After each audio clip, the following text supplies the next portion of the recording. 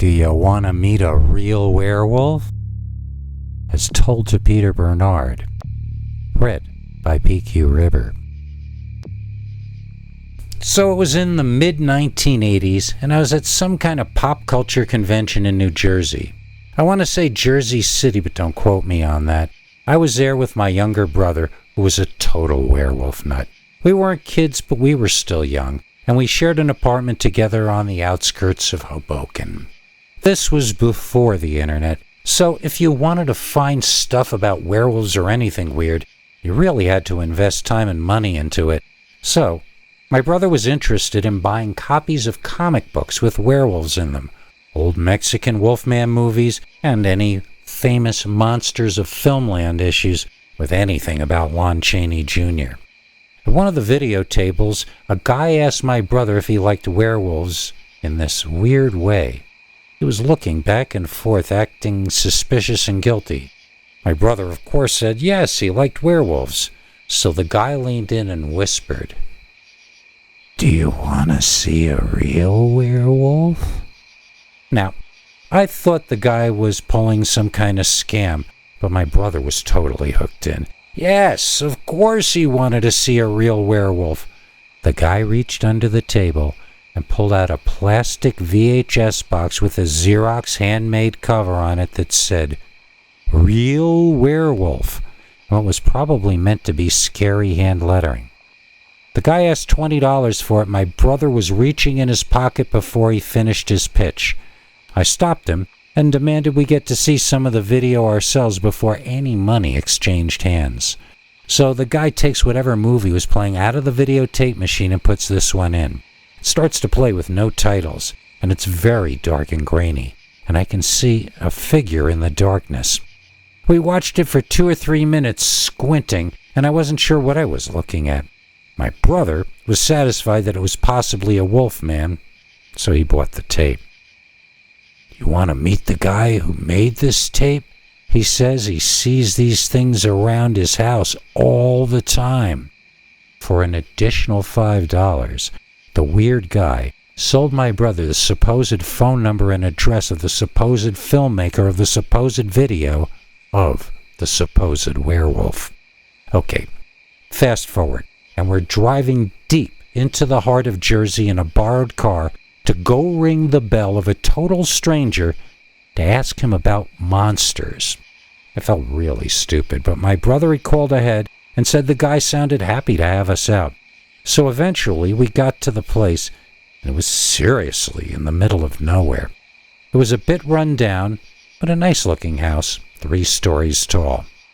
Everything was extremely quiet there. The gravel of us walking on the driveway seemed incredibly loud in that silence. We rang the doorbell and waited. She was a new wave kind of girl, wearing a 60s-style green mini dress and white go-go boots with severe dyed blue hair and makeup. This was my type back then, and I stuttered when I was talking to her. She told us the guy we were there to see was inside, and she let us in. The rooms were large and completely empty inside. Everything echoed. All the way to the back of the building and up the stairs we went, with their loud trash and vaudeville shoes leading the way. Eventually, we reached a room and went inside to find the only furnishings so far in the entire house. This room had shag carpeting and huge speakers connected to a vinyl turntable. There was a skinny guy with long, stringy, brown, greasy hair laying on a couch, reading a music magazine and smoking a Marlboro.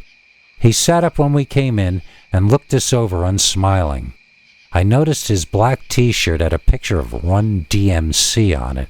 My brother excitedly told the guy what a fan he was of the Dude's Wolfman video, and T-shirt man grunted in response. The girl asked if we brought money with us because they had werewolf photos to sell. My brother said yes, and the two of them negotiated for a while as the T-shirt guy and I watched. I couldn't help but watch. The girl was too cute. When it seemed she had gotten all he wanted to spend, Mr. T-shirt interrupted. "You want to meet a real werewolf?" he asked in a raspy voice, then hacked out a smoker's cough. He sounded 97 years old, but had to have been under 25 by the looks of him. My brother was already begging him to lead us to the monster. "It's in the forest," the guy warned my brother. I was fine. "We have to wait until it gets a bit darker," the guy added. My brother didn't care. This was a real-life werewolf we were talking about. The guy said to wait, that he had to go in the other room and make a phone call. After he left, I whispered to my brother, asking him why a guy would need to make a phone call before showing us a werewolf. Was he calling the werewolf? I didn't even believe this house had a phone in it. My suspicions were confirmed when I heard the door open and close downstairs. Looking through the window, we saw the guy walk off into the forest. "Is there a phone in the forest?" I asked my brother, but he still didn't want to leave. The girl came back in the room, asking if we wanted anything to drink since we were going to be there for a while. We didn't, but I decided to chat this girl up. As I've said before, she was really my type physically, and my affection for her was genuine. She seemed sort of surprised that I was making it clear how much I liked her, yet I wasn't hitting on her in any way. I think she was used to getting hit on by guys, not being listened to. I, on the other hand, wanted to know every single thing about her. She was slow to open up, but after 5 or 10 minutes, she was laughing and telling me stories about the cat she used to live with. As deliberately artificial as her makeup was, that's how genuinely warm her heart was underneath all that.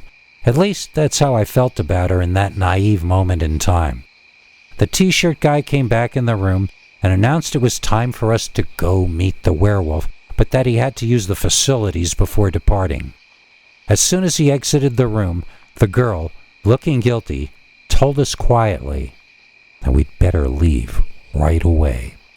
I was confused and asked her what was going on. My brother wasn't even paying attention to her. He was lost in fantasy werewolf land. She explained to me that the video was a fake and this was a scam. That they were going to lead us into the woods where a bunch of t-shirt guys' friends were going to roll us. They were going to take everything we had, including the car keys to our borrowed car. By tomorrow, there would be nobody and nothing left in this house for the police to come arrest. It took a bit of convincing to get my brother to accept this harsh new reality and to get him heading downstairs with me to make our escape. The girl refused to come with us and also declined my request to get her phone number. She told me I better just forget I ever met her. That wouldn't be easy. To this day, I haven't forgotten her. By the time my brother and I got down to the ground floor, we could hear T-shirt guy coming back from the bathroom. He was going to walk in between us and the front door. "There must be a back door," I said, and grabbed my brother running to the back of the house. I heard T-shirt guy scream something, and we ran faster. Outside, it was late dusk, and it was already getting hard to see. We ran around the house to the front where the car was parked, only to be met there by T-shirt guy plus 2 other young men we hadn't seen before. We ran into the woods, and they chased us. It wasn't long before we were caught, exhausted. The 3 guys loomed over us as we sat on the ground trying to catch our breath. They began telling us the terrible things they were going to do to us because we had made them have to run. My brother was crying. I wasn't too happy myself. One of the guys had some kind of bat or paddle or something. This wasn't going to be fun. But then, the literally strangest thing that will ever happen in history as far as I'm concerned actually happened. We heard a growl. We heard a bellow. The 3 guys fell to the floor next to us, stunned. Behind them, we saw it. It was a huge, man-shaped wolf. It was a werewolf. A gray-haired, pointy-eared, long-fanged, entirely fur-covered wolf-man monster. The 3 guys ran off, and the werewolf ran after them. My brother and I stared at each other in shocked silence for a while. He croaked out a whisper. was a werewolf," he said to me. Then he thought about it for a while, and suddenly his eyes lit up brightly. "That was a werewolf," he repeated much more loudly. He bounced quickly to his feet and would have gone running after the monster if I hadn't grabbed him by the arm. Fortunately, I am the bigger brother, and I won the struggle. We returned to the borrowed car, I started it up, and we practically flew out of that part of the planet, never to return. I'm very glad this all occurred in the days before TV shows like Finding Bigfoot, because I think my brother would have wanted to go on an expedition to see that monster again. It wasn't really a thing to do that kind of stuff back then, and I don't think it ever occurred to him. I know there's no way I could have ever joined him. In my opinion, seeing a werewolf once in your life is seeing a werewolf one time too many. Pack of Dogmen, as told to Peter Bernard, read by PQ Ribber. I'm fascinated by stories of dogmen because of this thing that happened to me when I was young that I'm about to tell you. But in almost all the stories, the dogman acts alone. The one and only time I saw a dogman, I think I saw 11 of them all at once. This is the story of that night. Okay, I was around 11, I guess. It was summer, New Jersey, 1970s. Hot, sweaty, boring. The internet hadn't been invented yet, etc. I was hanging with a buddy of mine, getting in trouble out the edge of Chatham, and we ended up wandering, possibly illegally, into the Great Swamp National Wildlife Refuge. We loved it in there. It was like going back to the age of the dinosaurs. We saw weird birds and insects in there, and joked around that Tyrannosaurus Rex and cavemen lived further into the park. Anyway, this one time we were in there, we stayed after it had started to get dark. We hadn't ever done that before, but we really had no sense of the possible dangers that exist after dark for two completely unprepared teenagers in a wildlife refuge. As it turns out, they call it wildlife for a reason. So anyway, my buddy and I are hanging out at a rock behind some trees on the edge of this grassy area that has a wall at one end, just a plain, nondescript wall. I can't tell what's on the other side. I'm not sure if it's a wall of a building or just a wall in the woods. I didn't think twice about it, but then I thought I saw some guy go over, lean on the wall, and light up a cigarette. I say I thought I saw this because I just noticed it peripherally. I was mainly talking to my friend and not paying attention to the wall beyond it. But I remember seeing the smoking guy because it made me think. The wall must be part of a business and there's an employee taking a smoking break. It helped me define the odd wall, and that's why I remembered it. So then, after a while, out of the corner of my eye, I think I see a bear or a Bigfoot walk over to the cigarette-smoking guy. That immediately draws my attention, and I look directly at the scene.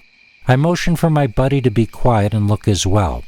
When I squint, I can see that it's not a bear, and it's not a Bigfoot. It's not a man either. It's a dog walking on its hind legs. At first I thought this meant it was a dog doing a trick, and I relaxed, thinking the mystery had been explained. But then my gaze drifted over to the cigarette-smoking fellow, and I saw that he was wearing a dog head mask. That really freaked me out, and I gasped loudly. I was afraid they heard me, so I ducked down behind the rock. We both did. Now we were facing away from the scene, and we were both thoroughly freaked out. I asked my buddy, what kind of a nut job wears a dog mask in the woods? My buddy didn't think it was a mask.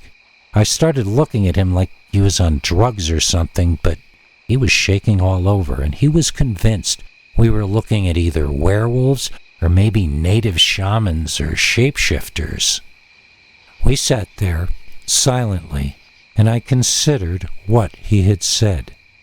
Then, slowly, quietly, stealthily, I turned around to face the scene across the meadow again, and I took a peek. The smoking man was now joined by a few more standing dogs. I realize now that the man was not wearing clothes, and that he was, in fact, one of the standing dogs himself. I had thought he was wearing dark clothes, but that was his fur. This was a scene of madness and horror. I whispered to my friend, "What do we do?" He whispered back, "Let's watch them." And so, that's what we did. I'm not sure how long we were there, but it must have been something like 60 or 90 minutes. One by one, more dogmen arrived. They seemed to be separating into groups and having quiet conversations among themselves, although there were also one or two who I remember standing alone by themselves. This just continued and continued as the night came on, and the sky grew darker and darker and darker. There must have been 10 or 12 of them there by that point. And then, all at once, without any warning whatsoever, every one of those dogmen or werewolves or brujos or whatever they were ran off in a different direction. At lightning speed, they erupted in all directions. Several of them were heading in our direction. I only remember running after that. I remember running like nothing else existed, like the only reason I was born was to run. I did not see my life flashing in front of my eyes. I was not going to die that day. I ran over, under, around, and through every part of that forest until we reached the edge of the wild area and escaped back to the land of the humans. I never looked back, and we were both lucky enough to have never seen those dogmen ever again. A couple or 3 days later, I was in a newsstand store in town, and there was a new comic book on the stands with a werewolf on the cover. We were both talking about where the artist got it right and where he got it wrong. One of the old guys in the store was laughing at us, this Native American guy. He asked why we thought we knew what real werewolves looked like. Being kids, we just told him. We saw them lining up by the wall in the woods before they went off to hunt. The old Native American guy stopped laughing at us, and he got this weird expression on his face. Finally, he told us that his father always said that the wall in the woods was a gathering place for bad spirits. He just assumed his father was going mental when he said stuff like that, but our story was sort of freaking him out. So, anyway, fast forward to the summer of 2014. My buddy and I decided on Facebook we would meet and try to relocate that old wall in the woods and take pictures of it. During the day this time. We're not as brave as we once were. Okay, so we met and we entered the forest, this time with GPS to help guide our way to where we thought the wall was. Short version of the story is that we never found that wall or even that meadow or pasture in our entire day of searching. Either we were looking in the wrong place or the wall's been taken down. It's possible we walked past the site several times without recognizing it, and it's also possible that we never got close to it. So really, all that I've got in the end is a story. I saw a gathering of dog-headed men at dusk. I saw them disperse. I don't know why either of these things happened or what any of it means. The only thing I know is that dogmen do have a social structure and they do communicate with each other. And that's the true story of the only time I ever saw Dogman.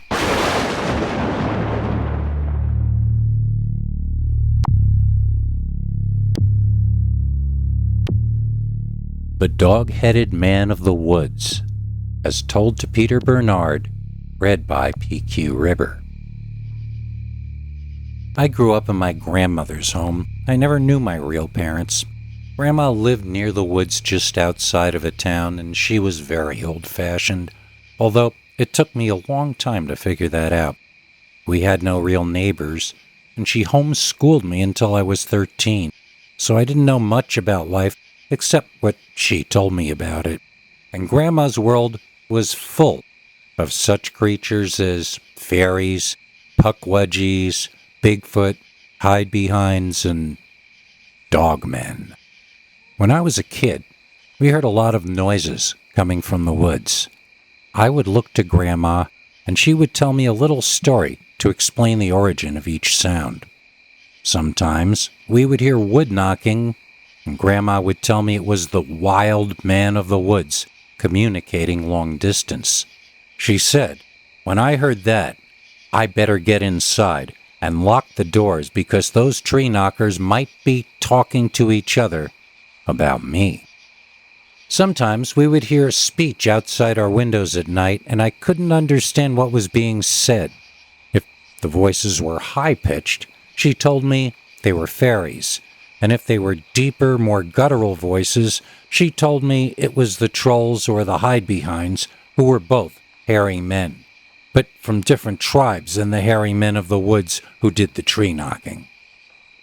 One night, we both heard a noise that sounded like the wind itself calling my first name. Grandma looked utterly terrified, which upset me. She never looked nervous about any of these creatures as long as we were inside and had our doors locked, but whoever was calling my name outside the house that night genuinely frightened my grandmother. I asked what it was, and she at first said she didn't know. She grabbed my hand and we went upstairs to her bedroom, locking the doors and windows and pulling the shades. She told me to stay the night in that room with her, and no matter what happened, to not look out any of the windows. After Grandma was asleep, I heard a tapping on my window just to my right. This terrified me because that window was 25 feet off the ground.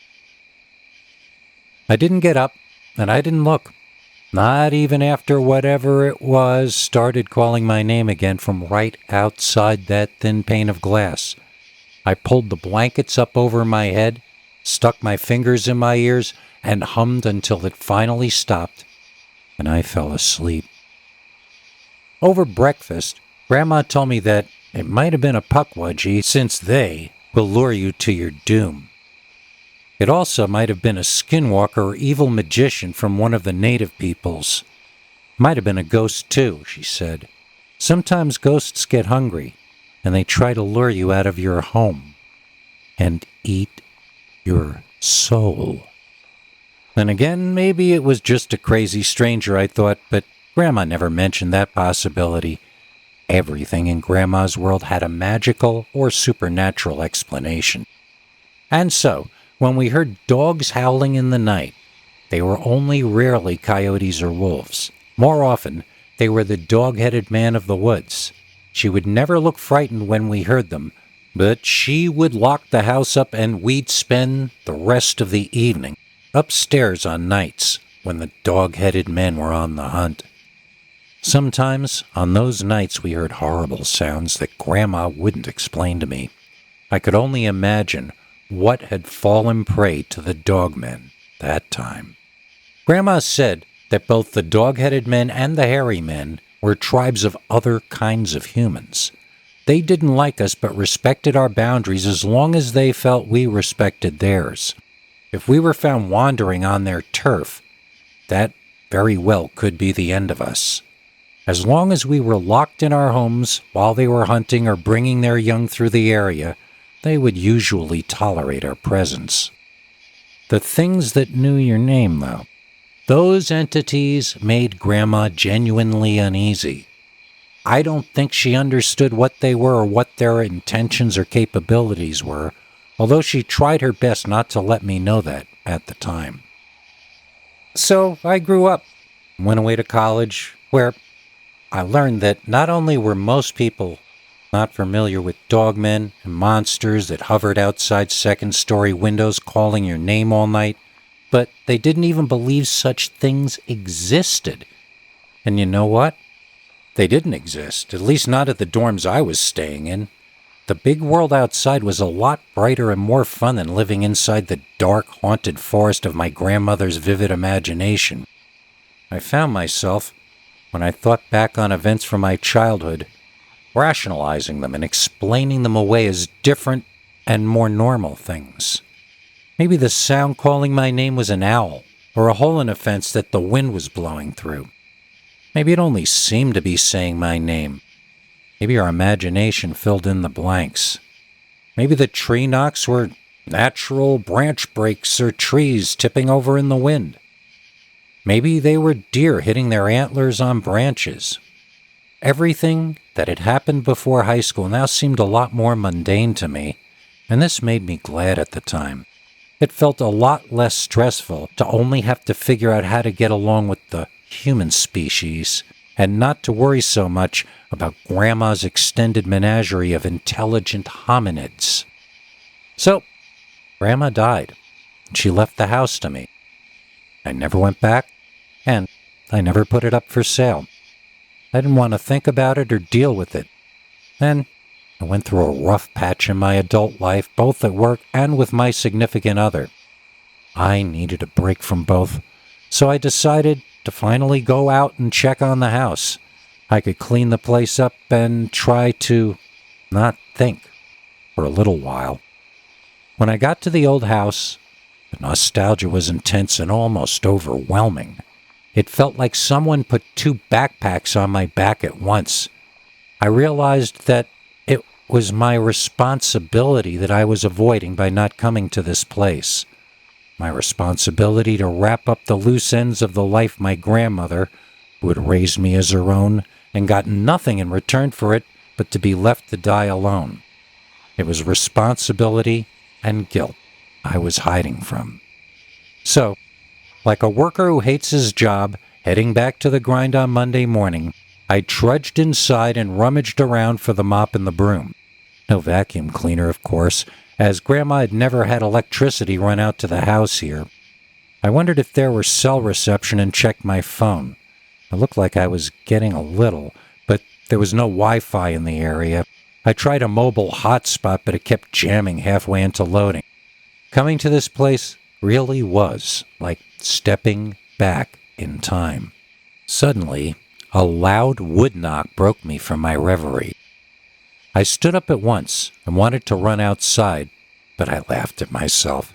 There would be nothing to see. That had taken place somewhere in the forest. I felt excited with every part of my body and spirit to hear that sound again. Some people tell me about nostalgia for seeing an old TV show or movie from their childhood, and I can't really relate since we didn't have a TV set. But suddenly, hearing that tree knock, I felt like this was the same thing for me as nostalgia for Saturday morning cartoons might be for a city kid. I felt very grateful to have experienced that and said a brief internal prayer of thanks. Something whispered my name. Something outside the window whispered my name. Then it did it again. Could that be an owl? Could that be the wind blowing through a hole in a tree? This only happened one time in my childhood, so why would it by chance happen a second time so many years later on the first night I came back to visit? I heard my name being whispered again, so I opened the window and looked out. I saw nothing, just the back area of the house and the forest past it. Still, this was my chance to find out what around here makes a sound so close to my name, a thing I'd been wondering about my entire life.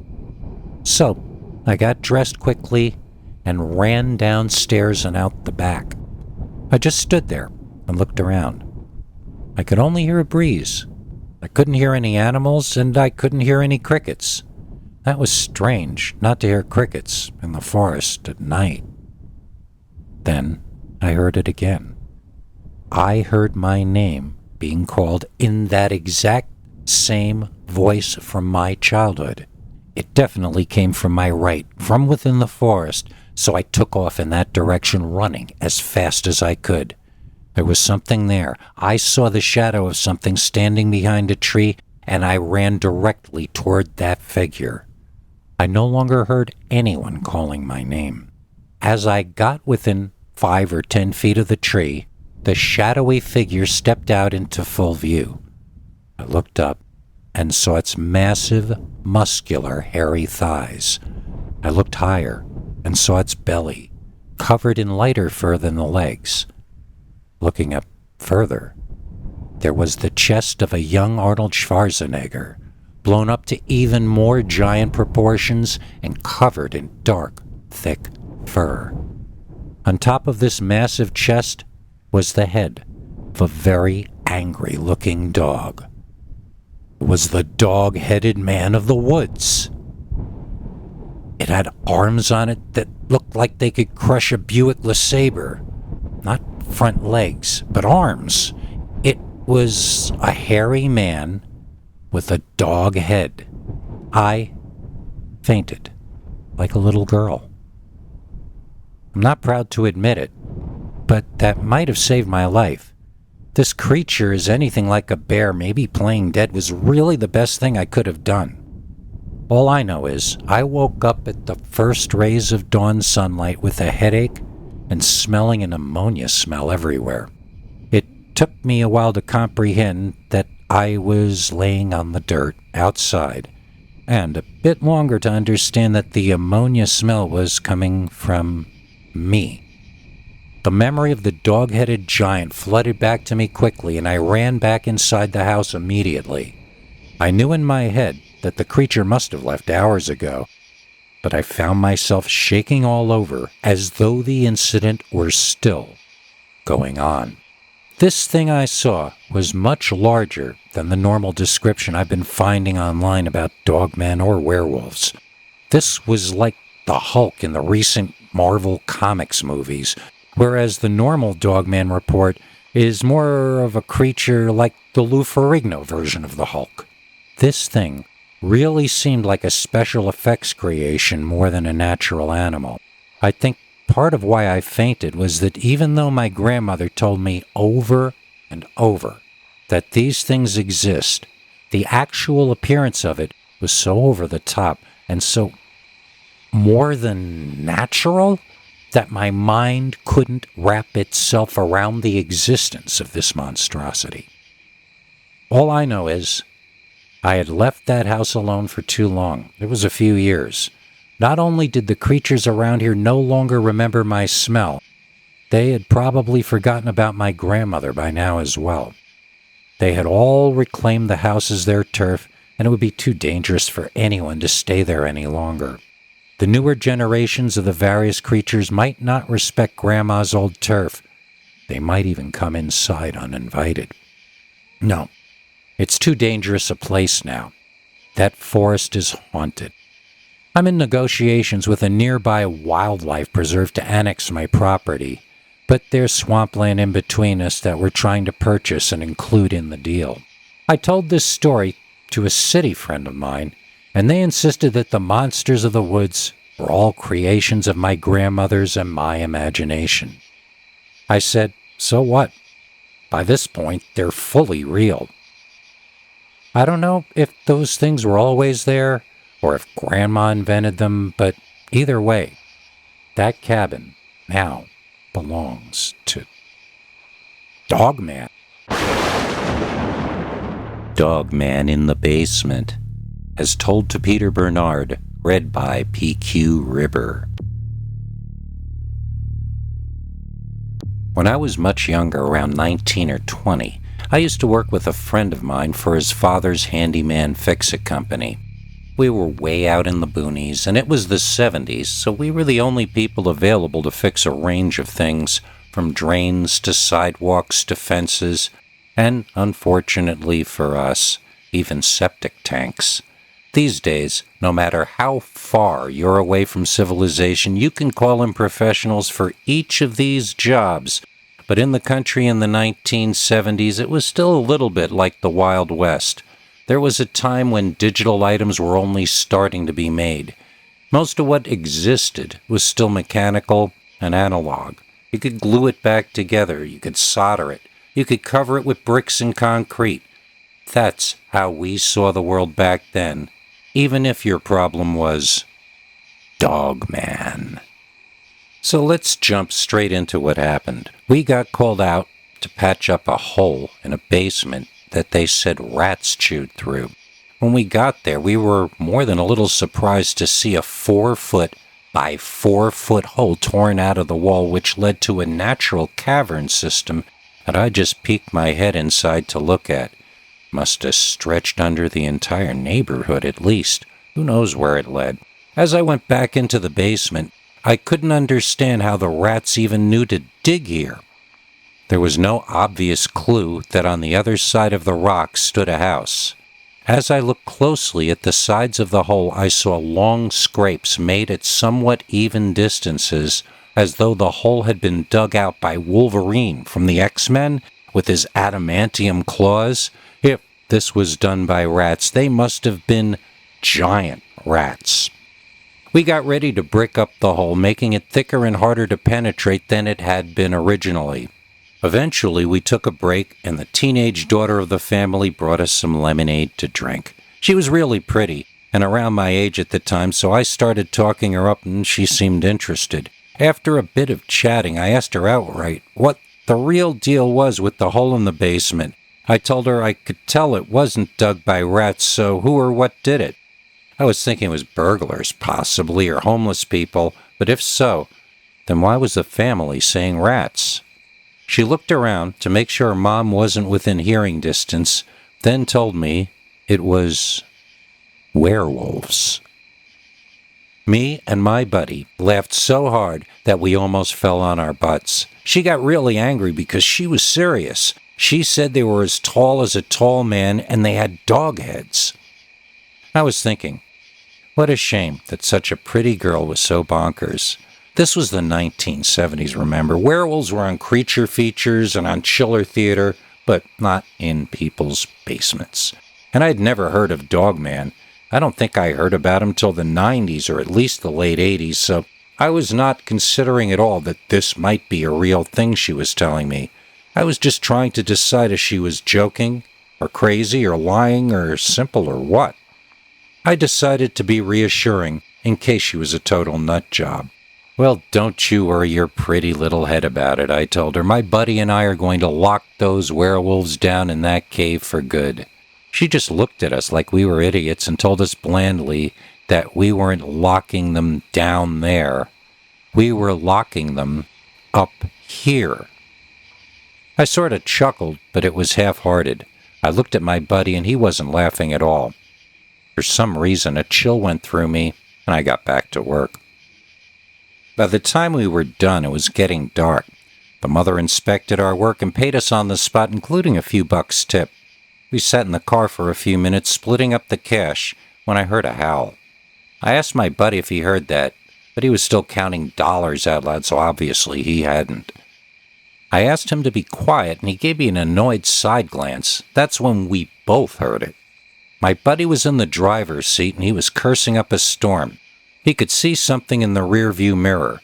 I turned around in my seat and strained my eyes in that weird light that exists just before things go completely dark. I swear, at first I thought I was looking at a man in a bunny rabbit suit. That really frightened me, by the way. I wasn't laughing like it was cosplay because we didn't have cosplay or furries yet as far as I know. I was thinking serial killer, like Texas Chainsaw Massacre or something, but the thing moved so fast and so gracefully. It was like a living thing, not a man in a clumsy costume and mask. It darted to the entrance of the house's basement, and for a split second, I could make it out fairly well illuminated by the house lights. If you've ever seen an Afghan hound, that's what this reminded me of. It had a long nose and long blonde hair like a rock star, but everywhere on its body. It was stunning to see, an unforgettable sight. Its arms were thicker than most dogs' front legs, and they seemed to end in fists, not paws. People ask if the back legs were more like a dog's or more like a man's, and I would have to say it was sort of like a man if he were able to run very quickly and gracefully on the balls of his feet. The length of the ball of the foot to the heel was longer than in a human. Like I said, though, I only saw it illuminated for a split second, and it was slowing down to run downstairs into the open basement. Very quickly, he was followed by another one that looked just like him, but was mostly black in color. Once those things saw that we had blocked up their hole, they were going to come out of that basement twice as fast as they went in and 10 times as angry. I started hitting my buddy on the arm saying, "Drive, drive," and drive he did. We didn't speak on the way home. We were too busy making sure nothing was following us. When we got back, we both insisted to my friend's dad that he should mark that place on the no-go list. He asked why, if they'd paid in full. Neither of us wanted to say it was because that neighborhood was infested with ferocious, probably carnivorous, man-sized bipedal dogs who could run as fast as a gazelle. My buddy just looked his dad in the eye and said, "We made our suggestion. You can do what you want, it's your business. But as far as the two of us go, that whole area is on our personal no-go list." His dad was cool with that. He got that something happened that was too personal to share, and he never asked us to go back to that place again. It illustrates how frightened I was of those dogmen or whatever they were that I never even tried to get a date with that girl. She seemed to like me, and I had her phone number. You have to understand, back then, I would go through any danger to get a date. Once, this other girl's father told me to my face that he would break my kneecaps with a baseball bat if I ever even said hello to his daughter. I went on to date her for 3 months. I dated another girl with a violent ex-boyfriend who still viewed her as his turf and property. When I was in my late teens and early 20s, I regularly and literally risked my life to get to spend time with girls, yet I never once considered contacting the girl who lived in Dogman's neighborhood. I don't think I'm a coward, but there's a number of things I've been terrified of in my life. It goes from small things like spiders and then scorpions up to snakes and alligators and bears.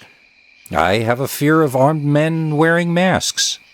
But then there's that kind of fear I can only call dread.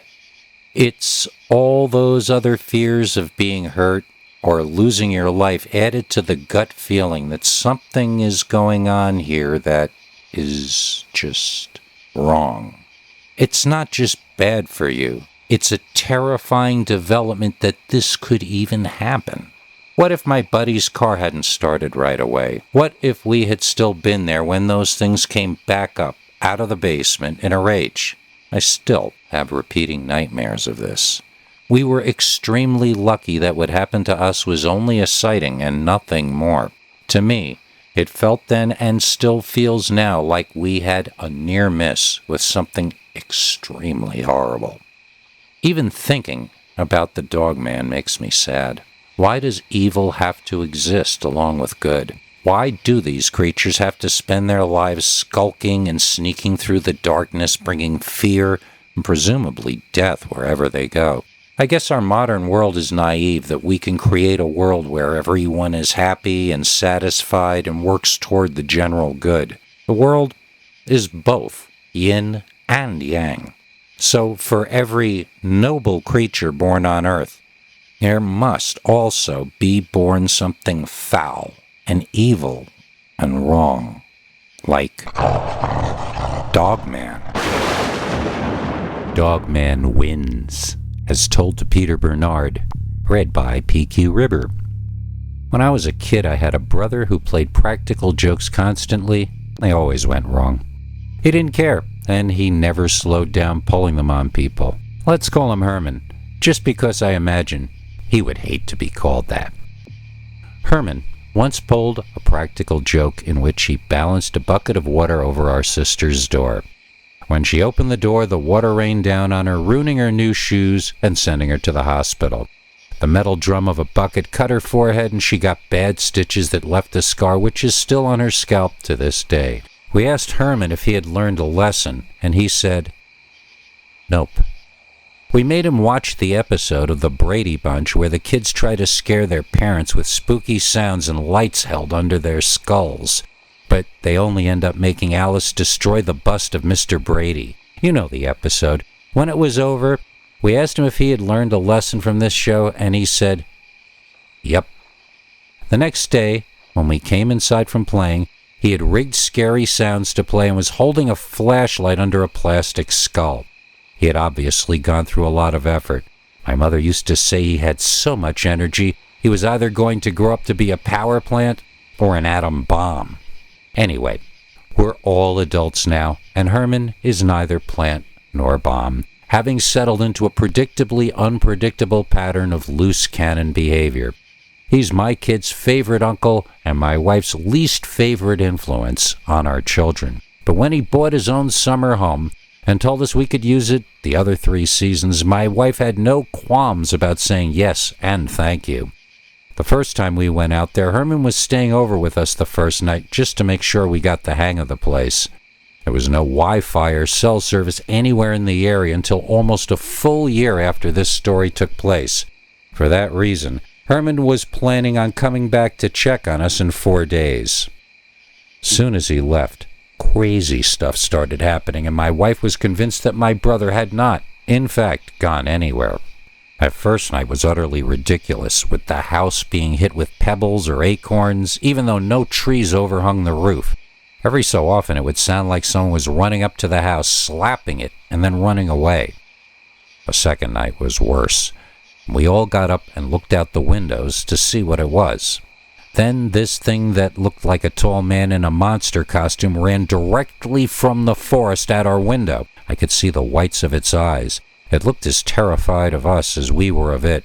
The monster had a head like an ape, but the ears were on top like a dog, and the muzzle was longer like a dog.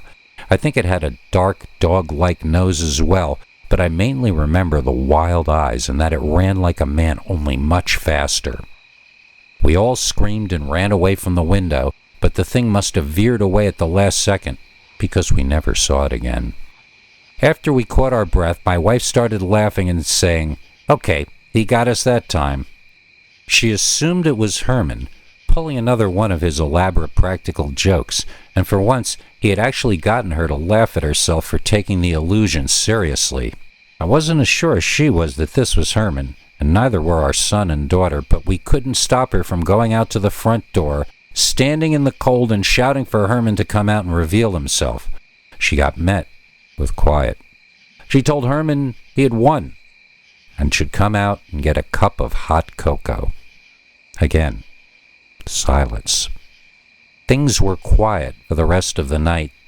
Then the next night everything resumed, same as it had on the first night. I did not think this was Herman taking a joke too far.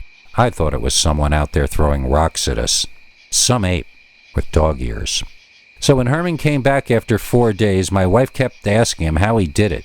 He kept asking her how he did what. She kept saying, "You know what," and he kept looking to me for an explanation. "She thinks you were the dog man that was trying to scare us out of here while you were gone," I told him. He claimed he didn't know what a dog man was and that whatever we were trying to pull, it wasn't funny. Our kids were like, "We told you so. We told you it was a real dog man," and so on, but my wife to this day insists that it was my brother pulling a prank on us. She always says that Occam's razor would dictate that it was my brother. I want to tell her that it's pronounced Occam's razor, but on the other hand, I want to stay married, so I bite my tongue. And anyway, Occam or Occam, there's no razor in the world that would make my luxury-loving brother stay out in the cold 4 nights in a row in a monster costume, not even the pleasure of making me scream like a little girl. So, if you ask me, this thing you call Dogman, if that is in fact what we saw, is a very real animal that displays very real territorial behavior. And if my wife is so sure the creature wasn't real, then why has she never argued with me when I say to the kids that it's not safe for us to vacation in Uncle Herman's summer home anymore? It's because she knows as well as I do that Dogman is real. And not only that, but when it comes down to a battle between a man and a Dogman, Dogman wins. Dogman cell phone call, as told to Peter Bernard, read by PQ Ribber. There are all kinds of phone calls you don't want to get. Most of them you can try to prepare yourself for. Death of an aged loved one, news about a sick friend, but I don't think anyone has any way to prepare for getting a phone call from your wife that she is being attacked by Dogman. So, my wife and I decided to spend our second wedding anniversary in the woods at our uncle's cabin. I don't know why exactly, I guess just to do something different. After all, it was February. It was either snowing or raining every day, and the temperature up in the mountains was only going to be even colder than down here in the city. Somehow at the time, it seemed like a romantic idea, so we packed up and off we went into the woods. The cabin looked exactly like the photo I'd seen of the place, a quaint old-looking house surrounded by meadows and trees. Somehow, though, in person, the place seemed a lot less inviting than in the picture. As soon as we got to the property, I was creeped out.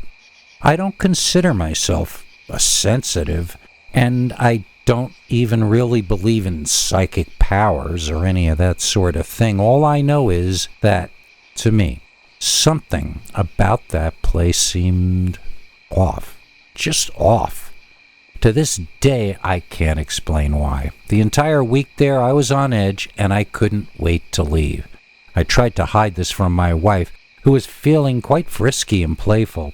I tried to make it an enjoyable vacation for her, and tried to stop thinking about how uncomfortable I was. I let my devotion to her override my weird feelings. Still, I counted the days till we could leave.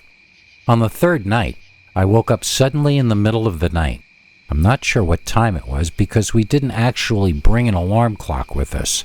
I thought I had heard a banging, but I stayed awake for a while and never heard it again. I figured I must have dreamed it and went back to sleep. The next night, the same thing happened again. This time, I stayed awake and heard it again. It was on the side of the house furthest from the bedroom. Maybe it was a deer or something. Then I heard it on the wall directly behind me and bolted up in bed, terrified. There was a window next to me. I would only need to stand up and look out, and I should be able to see what hit the wall. I tried to talk myself into peering out the window. It might calm me down if I could see what it was. Then again, it might have the opposite effect. I did the same thing most of you would do. I pulled the covers up over my head and went back to sleep. So our last day at the cabin finally arrived, and I was mostly packed to go before my wife had even awakened that morning. She seemed disappointed by this, saying she was going to try to talk me into spending a second week there. I told her I couldn't, for business reasons, which was true, and that I absolutely had to get home that day. She mulled about it over breakfast, then decided she was going to stay another week if I could drive out and pick her up in 6 or 7 days. This was the last thing I wanted to hear. I really felt that place was unsafe, but I didn't want to ruin her week by saying something like that. She was all blissed out, and I'm not the kind of guy who likes to rain on other people's parades. I did try to talk her out of it by saying I'd miss her and that sort of thing, but I never resorted to telling her it was dangerous out there. Maybe if she felt safe, she would be safe, but still, it was a half hour to any town by car, so leaving her without any vehicle seemed extremely unwise to me. If she had an emergency, even if I left immediately from our home, it would still take me close to 90 minutes to make it back to the cabin, assuming I didn't get arrested for speeding. I left her there alone as I went back to the city thinking, this is the beginning of a horror movie, isn't it? I could hardly sleep that night. I felt so guilty leaving my wife alone in the woods. She called me the next morning and she didn't sound as blissed out as before. She said she thought she heard something bumping into the cabin during the night and she hadn't gotten much sleep either. I tried to convince her to let me come get her and she agreed, finally. Let me just have one more night up here, then come get me tomorrow, she said. I felt a great sense of relief and went to sleep early that night, exhausted. My rest was not to last long as the phone woke me up. It was my wife. I picked up and she sounded panicked. I asked her what was wrong. Something, she stammered. Something is trying to break into the cabin. I was slipping on my galoshes and jacket while talking to her. I'm on my way, I told her. That door's sturdy. It should prevent any kind of animal from breaking in. Then I heard the crash of glass over the phone, my wife screaming like an insane person. I asked what was going on a few times, struggling to hear what was happening as I got in the car and turned the ignition a few times. As hurried as I was still going to have to warm up the engine before taking the car on our long drive. I could hear my wife sobbing. I tried asking again what was going on. She told me it was a monster. I asked her what that meant. She said, through intense sobbing, it broke the window and looked in. It had a head like a dog, but it had arms like a caveman. It's a monster. I knew there was something off about that place. I should have trusted my instincts instead of caving in to all of my wife's wishes. My weakness might now mean her death. I wanted to know where she was, and she said the pantry. That was the only room with no windows, so that was where I was hoping she had gone. Through tears, she told me that her cell phone was dying and that she left the charger in the car. Looking to my right, I saw it there. My wife told me that if I didn't make it, I should remember she will always love me and know that I did my best. Then the line cut out. So I drove like a maniac, nearly killing myself and who knows how many others. I was consumed with guilt and horror. All of this was my fault. I called the police, and through tears, I explained to them the location of the cabin and that it was under siege by a large animal. I wasn't sure the woman on the other end was taking me seriously, but I begged her to send armed officers to the scene and hung up. I imagined the monster's progress. I imagined that it would have climbed through the window by now and made its way around the interior of the cabin. I imagined it would have torn the place to shreds. Then I imagined it using its canine sense of smell and noticing my wife was in the pantry. Was the pantry door strong enough to withstand an attack from a dog-headed monster? I couldn't even guess since I'd never seen it. I'd only heard it. Maybe.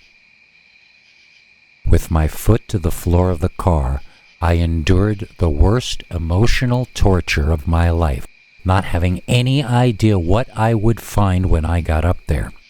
Finally, I was off the highway, winding down the dark roads to the cabin. I was taking the car down faster than I ever had in the daylight, and we scraped into a few trees on the way up there, banging the car up a bit but never slowing down. When I came out of the trees, I could see it, the monster. It was still outside the house. The thing was so large that it had to bend down to look in the window. No wonder it hadn't crawled inside. It would never fit through that opening. If it still hadn't gotten in, then my wife must still be alive. There was no sign of the police. They must not have believed me when I called. All guilt fled my person and was instantly replaced by adrenaline. I knew what I had to do, and I knew that I had to do it now. The dogman didn't notice me driving my car straight at it until it was too late. I hit him hard in his rear with the left side of my bumper, and he bounced off the wall of the cabin, collapsing to the ground. I swerved to the right, avoiding trees, and made as sharp a U-turn as physics would allow. Now that the monster was out of the way, I needed to get back to the front door and get my wife. Except the monster was not out of the way. I had only grazed it, apparently. It was already on its hind legs, and it was shaking off the blows it had just received, as though it was used to getting hit by a car every night. Now the dogman looked at me, directly in my eyes, and it screamed. Momentum carried its entire body over the car and to the rear of me. I opened my door to run in the cabin and get my wife, but she was running outside already, rounding the hood to the passenger seat. Before she even got fully in, I hit the gas and her door banged against her leg, which was still not in the car. Still, I had her, and we were getting out of there. I tried to floor the engine, but something was causing the car to drag. The rocky and uncertain dark roads out of the cabin area and back to the highway seemed even more treacherous leaving, since now it was all downhill on a slippery February night, and still something was really causing the car to drag. Then my wife started screaming, and in the rearview mirror I saw what was causing the drag. We were literally dragging the dogman, and it was now climbing up onto our back hood. Fed up, I slammed the brakes, screaming curses at the monster. Then I hit the gas, and the dogman slid backwards onto the dark road and out of our lives forever. My wife and I are both in therapy now, and neither of us ever want to be anywhere close to a forest ever again. I've been told several times how lucky we are that we got to witness a dogman in the wild, but I would trade that luck back if I could get rid of the PTSD I've had since then. Maybe it's for the best. Maybe we should have been in therapy anyway, and the dogman was just the catalyst. I keep trying to look on the bright side, but the thing is I can't. That beast was evil. It was a monster in the truest sense. The dogman, my friends, is the definition of evil. It's illogical. It shouldn't exist, and it's just completely wrong.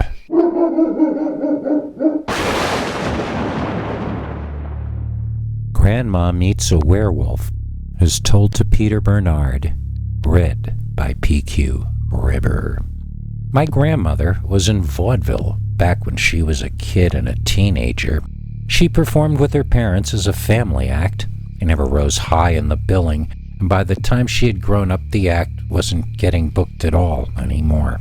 She married an insurance salesman over harsh protests from her parents, and she settled down to raise my mom and then to be the grandma that I knew. Every once in a while, she would pull out an old show business story.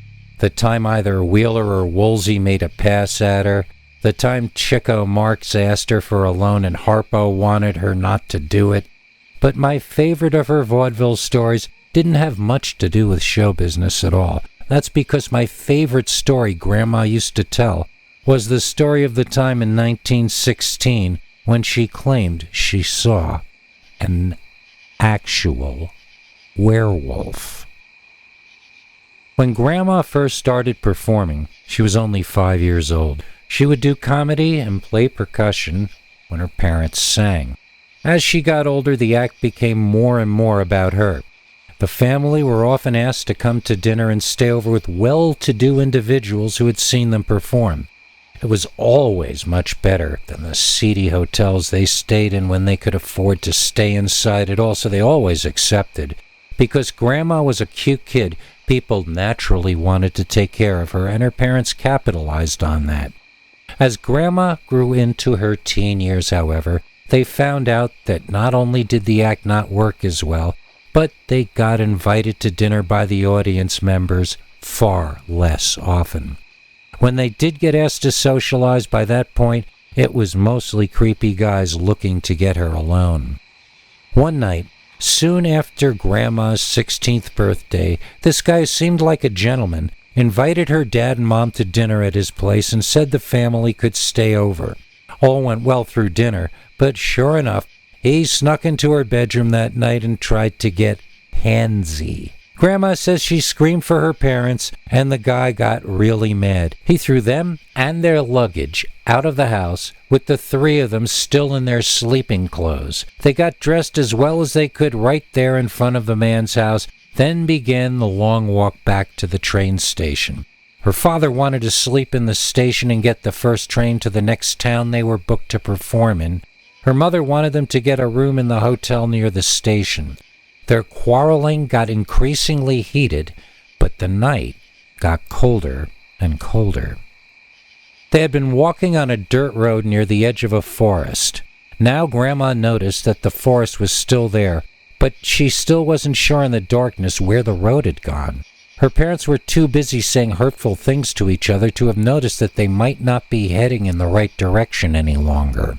She told me this story 3 different times, and the facts were slightly different each version. I would guess I was there for the retelling of this story in 1971, 1972, and either 73 or 74. She died in 1975 at the age of 75, which was old back then. Her memory at the end might have been a little off, and my own memory may be playing tricks on me when I remember this, but in every version of the story, the next thing that happens is she looks towards the woods, and right there, in the first row of trees, she sees an incredibly large, hairy man with the head of a feral dog. She gasped and hid behind her father, who immediately got out the pistol he carried for self-defense.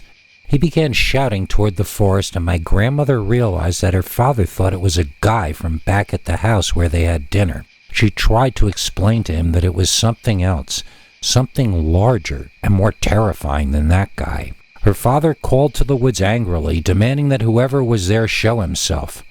This was the last thing my grandmother wanted to happen. She pulled her father and mother's clothes, trying to get them to leave that area.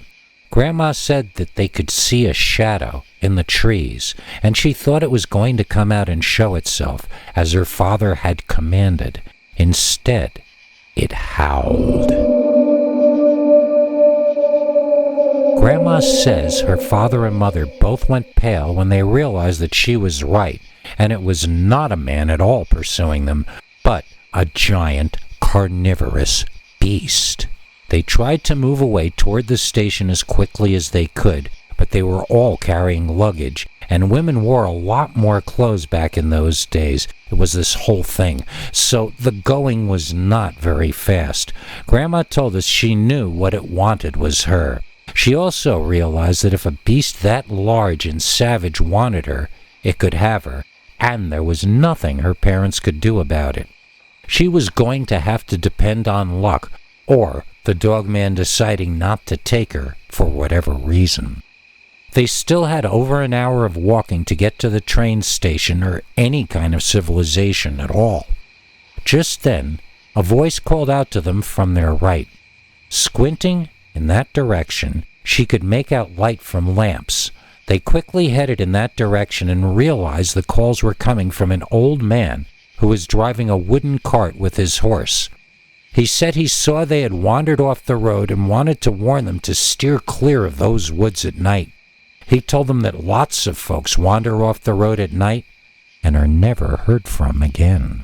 Grandma says she begged the man to give them a lift to the train station, but he had just come from that direction and had no need to go back till the next day. Finally, they offered him the amount they would have paid to stay at the hotel to carry them to safety, and he agreed. The 3 of them rode in the wooden cart in the back, watching the road behind them. Grandma said the moon was setting behind the trees and it was getting darker and harder to see. After a while, though, she started to hear sounds which seemed to indicate that they were perhaps being followed.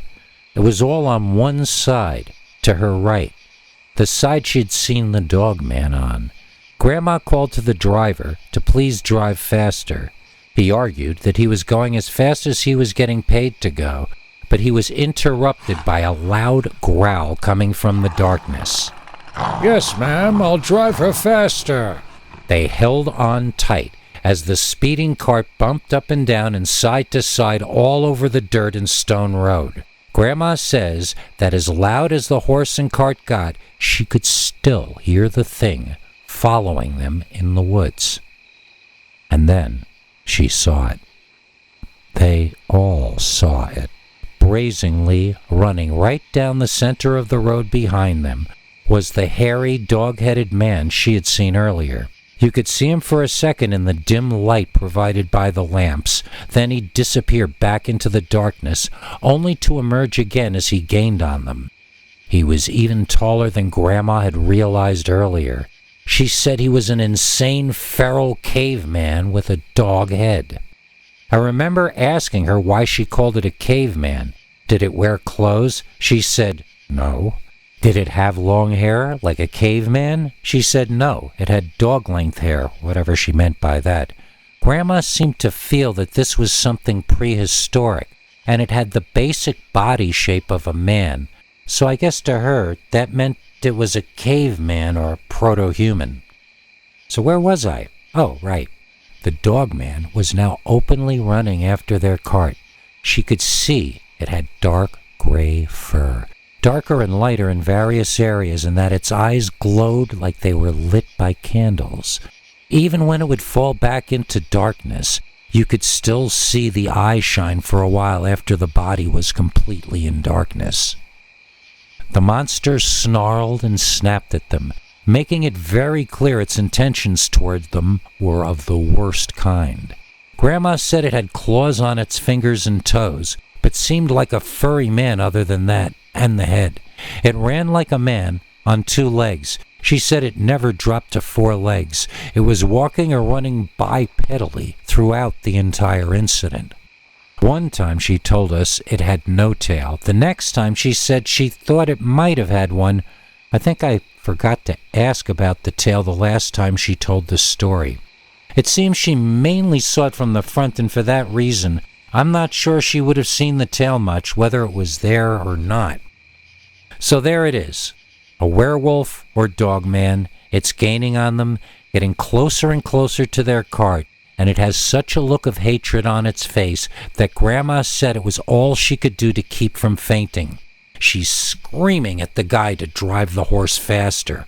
All of Grandma's family is screaming at the guy to go faster.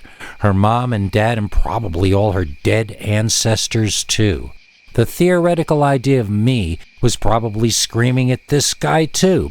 After all, if Grandma got taken by a dogman, I wouldn't ever get to be born. So, in the cart, Grandma now saw the lights of the train station. The dogman did as well, and it ceased its chase, allowing them to rejoin their own kind. Grandma said it just melted back into the darkness as they approached civilization, and that was the last she ever saw it, or heard of it, or anything like it. I asked Grandma if this turned her off to show business or to accepting invitations from the audience. She said back in her day you didn't have the option of being turned off to something. Life was hard. If you had a traumatic experience in the woods, you went back out there the next day as though nothing had happened. If a member of the audience turned out to be a psycho, you were just as friendly to the next audience the next night. There was no other option. It was about survival. Didn't you know, she asked me, I met your grandfather when he was an audience member after one of my last shows. Now that is the real story of why I quit show business, not the werewolf story. The werewolf encounter was just another night in vaudeville. Trust me. Grandma might have preferred to put on a brave face about it, but she wouldn't have retold the story so many times if it hadn't been a shocking and memorable occurrence, as opposed to just another night in vaudeville. She was a tough old lady, but even my grandma would have been no match against the savagery of a feral dogman. I saw a dogman climb a tree, as told to Peter Bernard, read by PQ Ribber. This is a true story of a nightmare event in my life that traumatized me and my wife to the point that we will not go back out into the woods at night. We have both sworn off camping, and we're not even emotionally ready to listen to scary stories about camping. We were both shaken to the core by the unnatural or perhaps supernatural events surrounding our sighting of what I imagine must have been the legendary Michigan Dogman. So, about 10 years ago maybe 7 or 8 or 12, anyway, a while back, my wife and I went to camp at one of the commercial camping places, I think the one at Covert, Michigan. It was one of those places they have areas in which you can park your trailers with other trailers so you have safety in numbers, and then you can wander off into the increasingly wild areas surrounding the small city of tourists they call a camping area. We went just slightly more rural than that, as we rented our own cabin. It was utterly charming from the outside, but when we got inside, we saw that there was no electricity, no lighting, and spiders coating the entire floor. There also seemed to be a family of woodchucks living under the floorboards who would occasionally come out of the ground to stand up on their back legs, stare at our cabin, and shout for a really long time. You gotta love nature. So one evening we found ourselves walking home along a highway from some neighboring town and a nice restaurant we had dined in. We were, I think, the only humans in the entire state walking. Everyone else was either at home or in their cars driving home, but we were out at dusk, walking 3 or 4 feet away from cars flying at 65 miles per hour in order to get back to a dark cabin with spiders all over the entire floor. We were both pretty sure that if we cut through the forest to the right, we could not only get away from the carbon monoxide exhaust and pebbles flying at our eyes each time a truck slammed by, but maybe shave a few minutes off our trip. This was, of course, a stupid decision. We wandered in the woods until it was dark, and we were, as you would expect, quite lost. We kept reaching crossroads on the dirt paths we were following, and just randomly deciding left or right each time. I assume we must not have had GPS or maps on our phones in those days because I don't remember using anything like that. We were getting increasingly freaked out, and the forest got stranger and stranger looking. The trees seemed to get taller and more bizarrely shaped. This must be an older part of the forest, I remember thinking. We rounded a patch of trees and saw it. It was a werewolf, or something amazingly like it. We both just froze, looking at this thing. I would say it was about the same height as I am, and it looked like a man, but it was covered in fur, dark patches and light patches. Its ears were somewhat rounded like a bear's and sat on top of its head. It had arms and thick legs. Its bottom half seemed thicker and more muscular than its top half, but it had very thick and strong-looking arms as well. The arms appeared to end in hands or something like hands. It really looked like a furry man with an animal head. Its eyes definitely looked wild and not human, and its expression was not one of a human being. I remember seeing its large, dark eyes and its black nose below, but I don't know if I saw a mouth at all. And I didn't have long to look because a split second after we saw the creature, it effortlessly leaped sideways and up onto a branch of a tree next to it.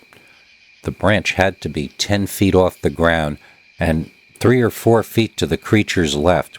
When it leaped, you could see it had a long, thick tail behind it. Once it landed in the tree, I could no longer make out where the tail was. My wife gasped and said, "Bigfoot." But Bigfoot does not have a tail, and Bigfoot does not have ears up on top of his head like a dog or a bear. I didn't then, and to this day, cannot tell you for certain what it was that we saw, but it was not a Sasquatch, and of that I am certain. Was it a dogman? First, define what exactly a dogman is, then we can try to decide. So, we were standing there in the forest, staring at this creature in the tree, and it's staring back at us. My wife and I are now in a whispering argument about why I think this is not Bigfoot when my wife wants to believe she's seeing Bigfoot. So I shine my flashlight onto the animal there to see if I can point out the tail to my wife and stop her from thinking it's a Sasquatch. While the belly of the thing was illuminated, the strangest thing you can imagine happened. A smaller version of the animal popped its head out of a hole in the belly of the monster. Like a baby version of it emerged from its belly, and it joined its mother in staring at us. That was all I could take. I booked it in the opposite direction, and my wife ran after me. I hadn't left her with much of a choice. She told me later that the two-headed dogman had chased us half the way back, but I was in such a state of shock that I don't know if any of that registered with me at all. I mostly only remember finding some familiar landmarks and getting back to the cabin where I dreamed of spiders. I didn't feel scared of the dogman any longer once we were back in the campgrounds. Any genuine monster would stay away just because of how gauche it all was. A lot of dogman stories end with the people saying they got out of there at that moment or they got out of there the next morning, but we stayed the rest of the time we had planned to stay out there. We just never ventured more than 20 feet away from where all the other people were for the rest of the time we were there. That's all. The memory of the event has grown, though. The next time we thought about camping, even the tourist campsites seemed too wild for us. In the years since, we've become fans of the David Paulides books about people going missing in the forests. When we think back on that event now, we wonder how close we came to being a statistic in one of the missing 411 books. These days, for us, just driving down a country road is terrifying. We've become very urban city folks in our middle age. We'd far prefer risking getting mugged than being confronted by a monster with a dog head that can leap 20 feet sideways into a tree, then produce a second head from its belly. That's not something I'm really interested in seeing more than one time in my life. Update. Some of my friends have pointed out to me that there is a tree-climbing kangaroo that lives in New Zealand. It might be able to jump into a tree, like the creature we saw, and it does possess a long, thick tail. I suppose it might carry its young in its belly like other kangaroos. The thing is, these animals are not supposed to grow to the size of a tall man, which the monster we saw definitely was. I'm not ruling out that what we saw might be a rare American marsupial, and it might be related to the tree-climbing kangaroo of New Zealand, but it was definitely not the same exact thing, due to the size difference. This might have been a giant version of that species. Certainly, if it were a marsupial, that might go a long way to explaining a second head emerging from the belly. That was truly a nightmare vision for me and my wife when we saw it unexpectedly in the dark at night. But maybe what we thought was so otherworldly and supernatural was in actuality a very natural, but very out-of-place, giant version of an already known species? Could the Michigan Dogman actually be an out-of-place or offshoot marsupial species? Is anyone else asking this question? Rock'em Sock'em Dogman, as told to Peter Bernard. Read by P.Q. Ribber. This is the true story of the time I saw an actual fight between a man and a dogman. Get comfortable. I'm going to go back to the beginning now. When I was a kid in the 1970s, my parents separated, and for about a year and a half, I lived with my uncle, who I'll call Uncle Popeye for this story. He had lost one of his eyes in Vietnam, and he had a gravelly voice, but he was a former Army guy, not a sailor like the original Popeye. He had also been a boxer when he was in the service before he lost his eye. Apparently won more than he lost. I'm not sure what he supported us on, but he didn't work and never seemed short of funds. He lived very humbly in a tiny house near the Allegheny National Forest, but we ate well, and he took care of all of my needs and wants. My favorite game back then was called Rock'em Sock'em Robots. They have made sporadic comebacks now and then since the 70s. I don't know if they exist currently. It was a plastic version of a video game. You had two plastic robots in a plastic boxing ring with plastic handles on either side that you'd grip with your hands. On top of the handles were buttons you'd jam with your thumbs, which would throw either left or right punches depending which button you pushed. If you got your punch at just the right spot on the other robot's chin, his head would ride up into the air on metal gears that made a quacking sound. Your opponent would issue the traditional admission, "You knocked my block off." That meant you won. I got my uncle to play Rock'em Sock'em Robots with me every single night, and he'd tell me stories about real-life boxing matches he'd been in, and dirty tricks that had been played on him and others in the business. He'd also give me tips on how to score more knockouts and how to be a better Rock'em Sock'em Robot in general. On weekends, we'd nearly always go fishing and sometimes hunting. I was less squeamish about gutting a fish than skinning a rabbit, so I far preferred fishing to hunting.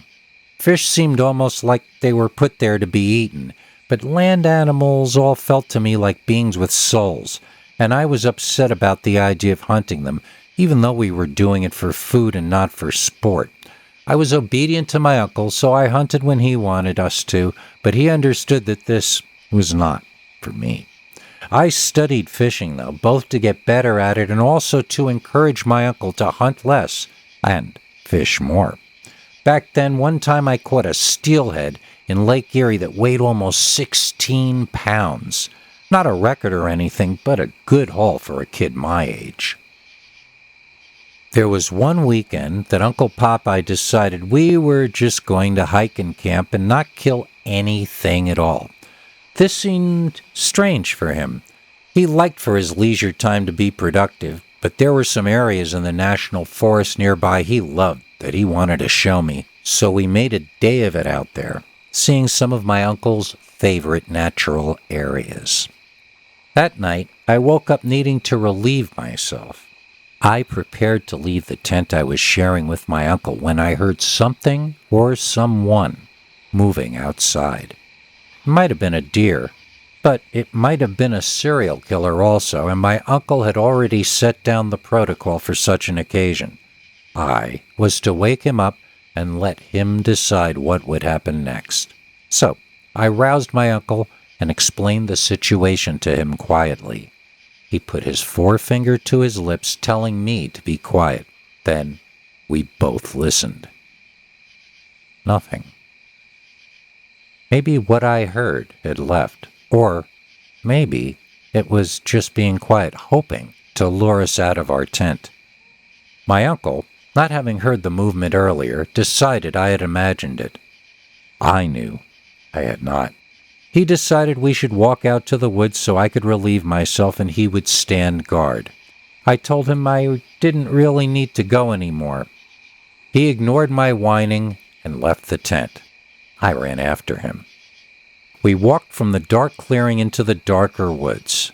I couldn't see anything, and neither of us wanted to use our flashlights in case there really was someone or something wandering around here.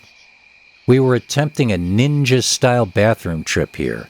The only trouble was I was absolutely terrified. I could hear crickets, frogs, birds that were maybe owls, branches, leaves, and so many other noises that I couldn't name all at once. In my utter complete fear, my senses were wide open and receiving far more information than usual. I couldn't believe how alive the forest is at night. And I couldn't believe I had never noticed that before. Sometimes when you're literally afraid for your life, every single moment becomes remarkably interesting and wonderful. When you know you might lose something, you start to recognize its value. All I had to do was finish my duty and get back in our tent and everything would be fine. And that's what I would have done if I hadn't been so frightened that I was shaking all over. My uncle told me to hurry up. I explained to him that telling me to hurry up was making it take longer. He thought about that for a while, then suggested I imagine the sound of water running. That's when I heard running, but not water. I heard a man running toward us. Must have been a big man, because each time he landed I felt the ground shake through my feet, and each time I felt it a little harder, which meant he was running toward us. I bolted toward the tent, pulling my various wardrobe malfunctions back into place as I ran. I was crying, and I remember saying, "Oh no," or something along those lines. This was a worst-case scenario about to play itself out. Some large man was about to attack us in the pitch darkness. I dove into the tent and fished around for my flashlight. I found my uncle's first and spun around on my knees, shining the light out in the direction I had come from. I wanted to at least understand who was attacking us. What I saw made me drop the flashlight.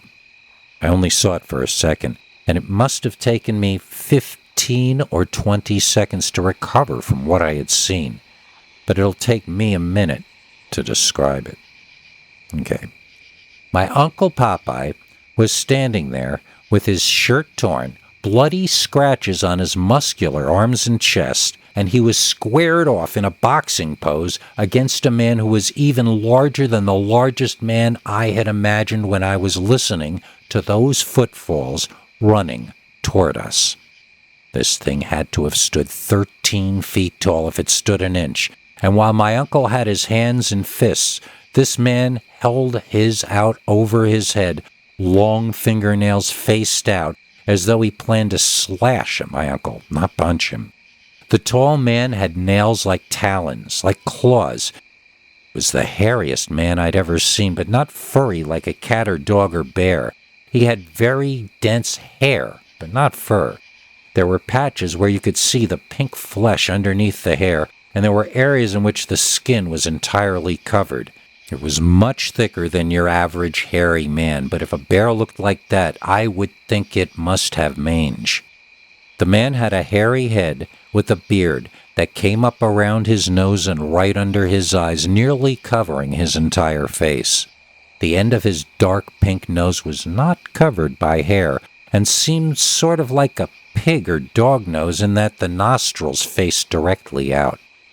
The strangest thing of all was that in the split second I shone my life, I could swear that the creature had two large, long horns on its head, like the devil. This is what eventually woke me from my shock. Had I seen the devil fighting my uncle? I grabbed the flashlight and held it back on the two figures in the darkness. Those were not horns on the huge man's head.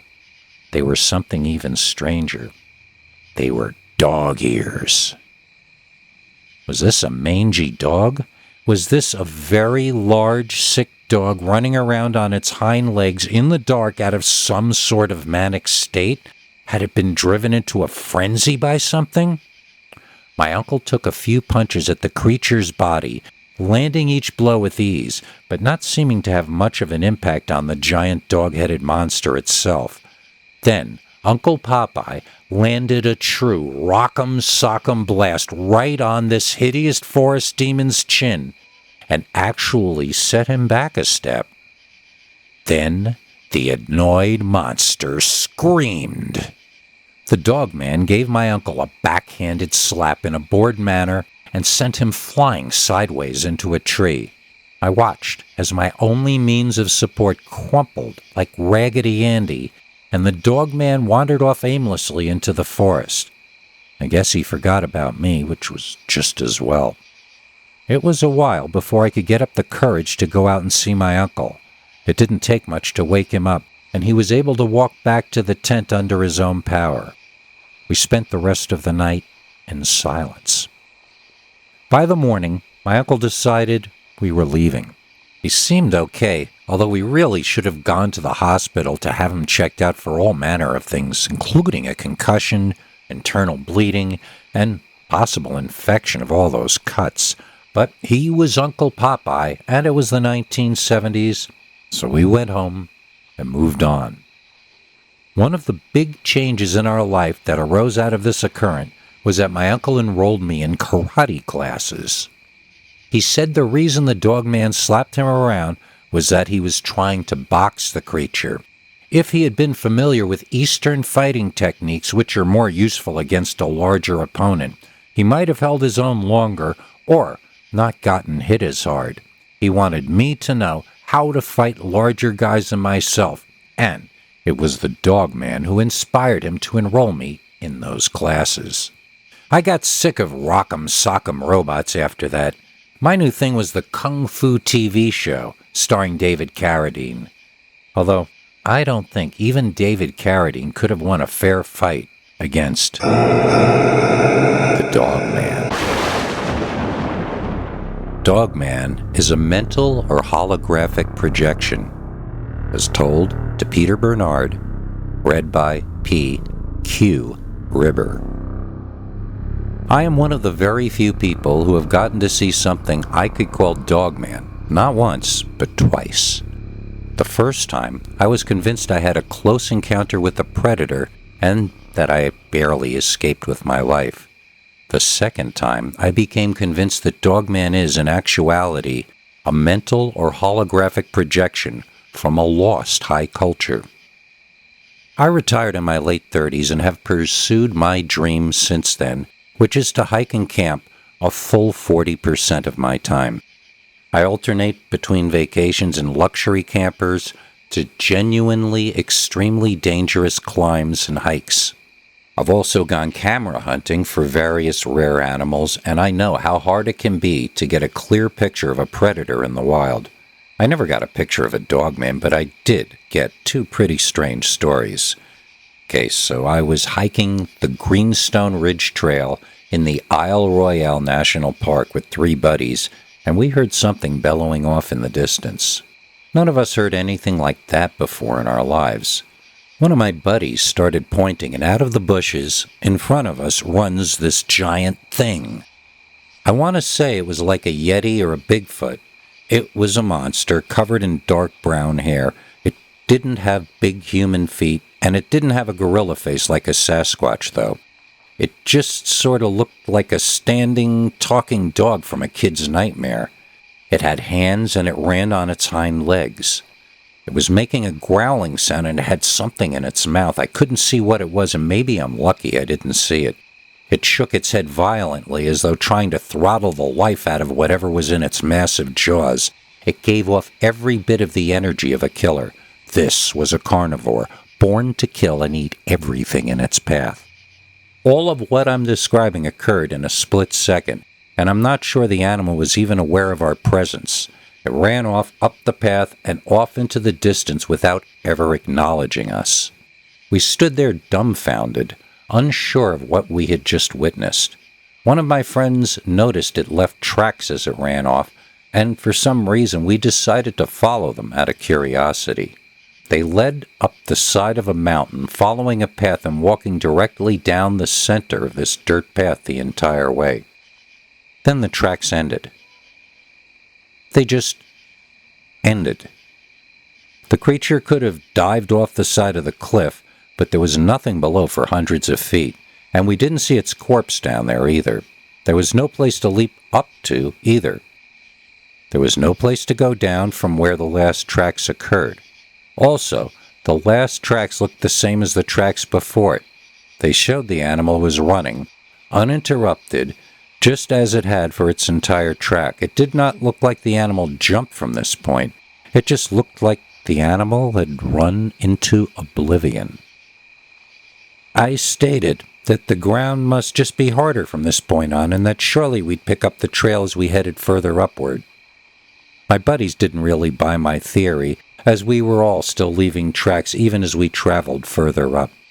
We never saw the Dogmen again that day. Fast forward to 3 years later. I'm on the same trail with 3 entirely different friends.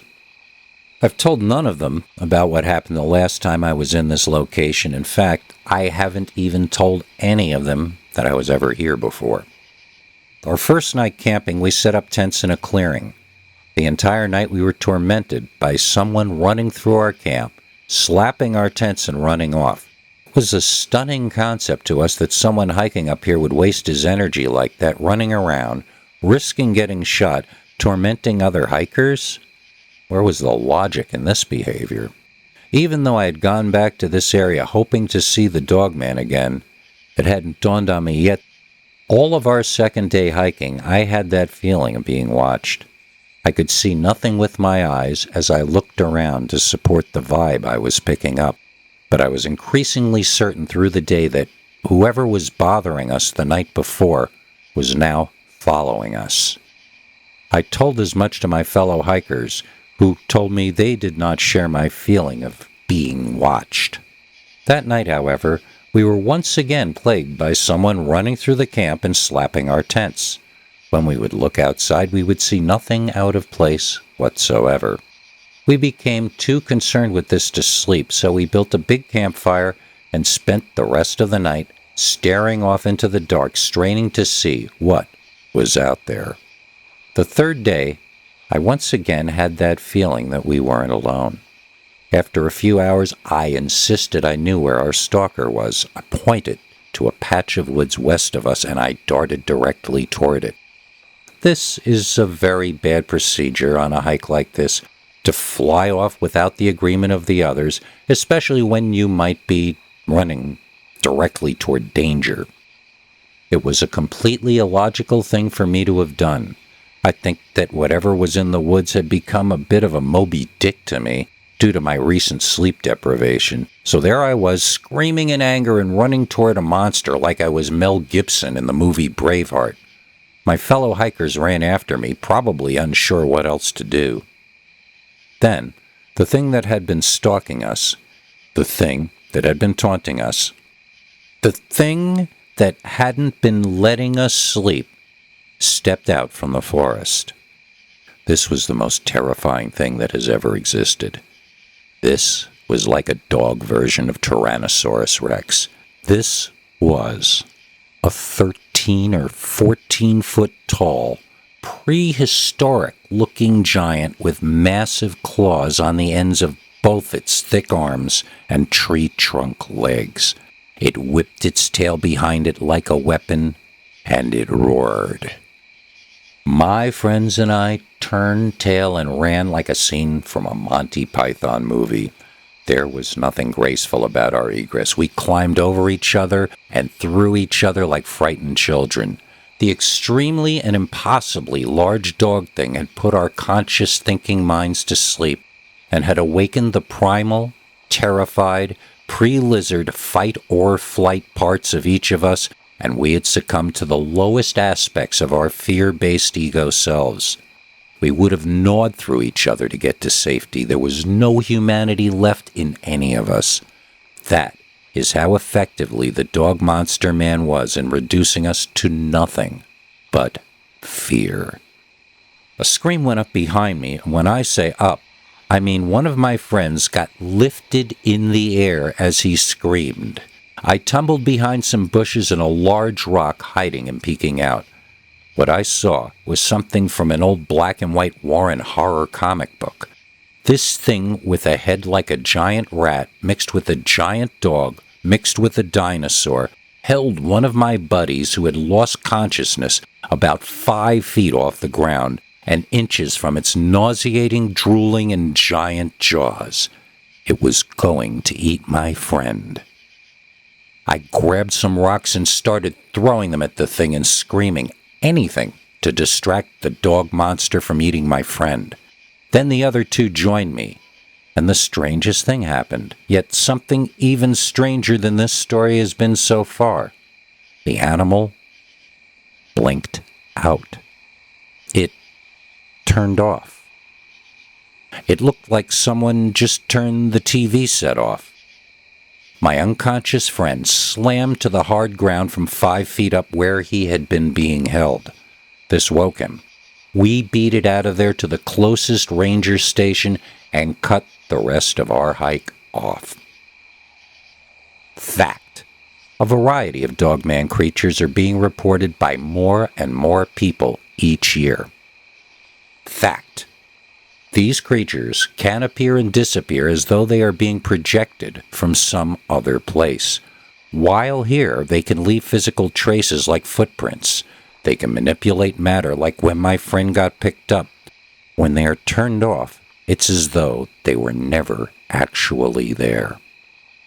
Fact. Dogman-type creatures have been reported by humans going back to before the dawn of civilization. Therefore, the technology which creates Dogman encounters must predate human civilization. Why was it created, and what exactly is it intended to guard? Is this technology still under conscious control, or has it been left to run in an automated way controlled by bots programmed before the dawn of human culture? What is the true nature and the true mission of the Dogman? Dogman versus Bodybuilder is told to Peter Bernard, read by PQ Ribber. I'm a fitness model and bodybuilder, and this is a true story from my life. However, this is a story about when I was younger and I was a complete jerk. I don't want anybody to think badly about fitness models because of this story. Even I'm not as stupid as this anymore. But this story happened years and years ago when I was a noob, back around 2013 or 2014. Back then I was so arrogant. I thought I could take on a Dogman. It was a mistake to think that. A mistake that nearly cost me my career and my life. Let me start from the beginning. Okay, you know the rumors that bodybuilders and athletes sometimes do certain things to give themselves bigger muscles, and you know the rumors that doing these things can sometimes put the athlete in question on edge, make them touchier, maybe cause them to jump from normal to rage in less than 60 seconds. Well, sometimes these rumors are true. So now, here I was, an out-of-control ego, an out-of-control body, and an out-of-control temper. Nice combination, right, folks? I'm pretty successful now that I've cleaned up my act and I live my life more respectfully of those around me. But back then, I wore more expensive clothes than I do now.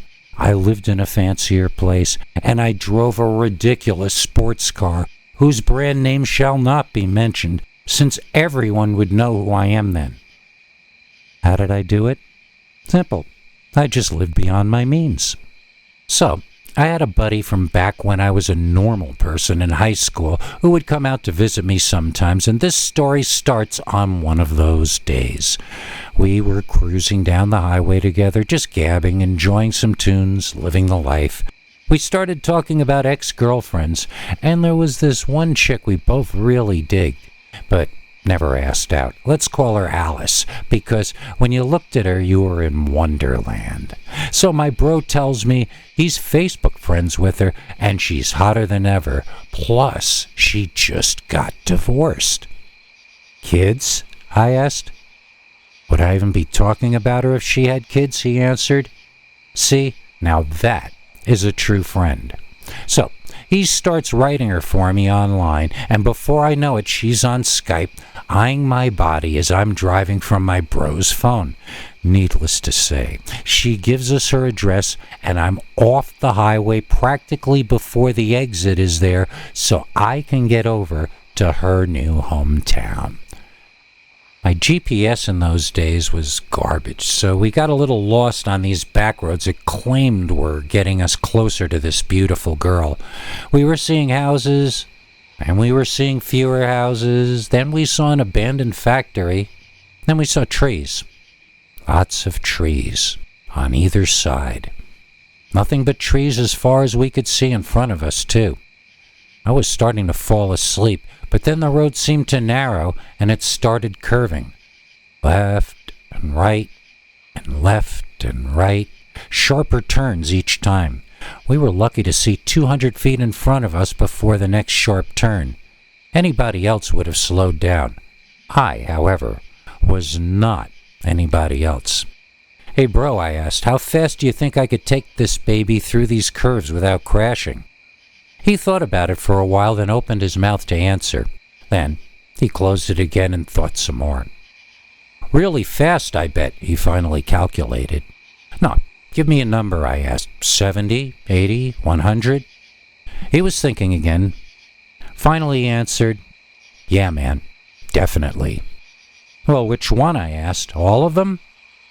He said yeah, so I shrugged my shoulders and floored the gas. We really only were beginning to accelerate, so we weren't going all that fast yet, and this rabbit ran out on the road in front of us. That's right, a little bunny rabbit. My friend gasped and screamed like a little girl.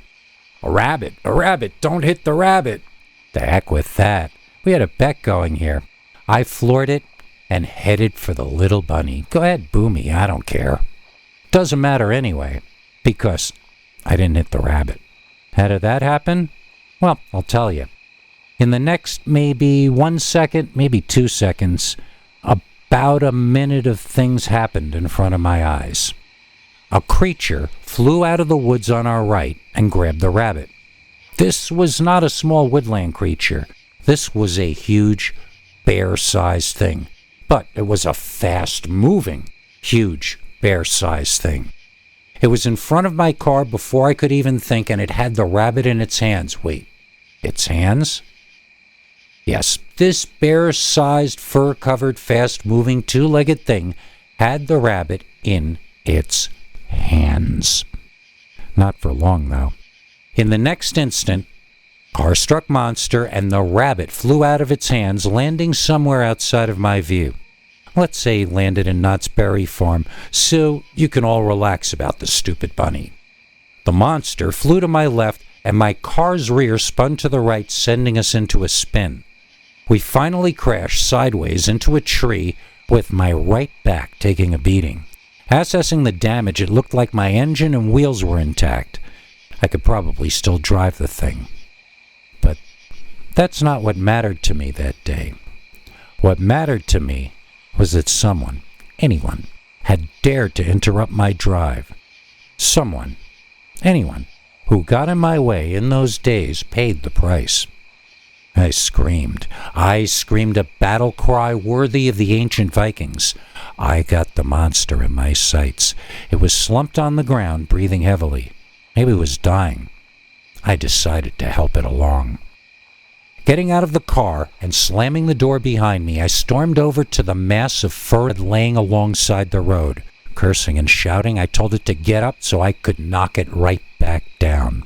I don't know if it understood me, but it complied with my request. Up and up and up rose this thing, whatever it was. I couldn't see its face as it was turned away from me, but then it turned round and looked at me, fury in its eyes and slime dripping from its mouth and nose. I screamed. I heard my buddy scream behind me. This monster had a dog head. It had a dog head but a man's body. Well, a man mixed with a bear. It looked insane. Even I was shut up by this thing when it roared. For the first time in my life, I didn't know what to do. I just stood there, unable to believe what I was looking at. The dogman had no problem understanding what it was looking at, though. It took one swipe at me, cutting me and throwing my body backward, where I landed painfully on the tar. I got up immediately in my mind, then noticed that my body hadn't responded. Laying there on the ground, looking up, spots began buzzing around the edges of my field of vision, and I saw the dogman walk directly over me, looking down. I said goodbye to this world, and everything went black. And then I woke up in a hospital. Fortunately for me, it took me a few days to remember all this stuff I just told you. My buddy rescued me by driving the car directly at the dogman and chasing it off, then calling for an ambulance.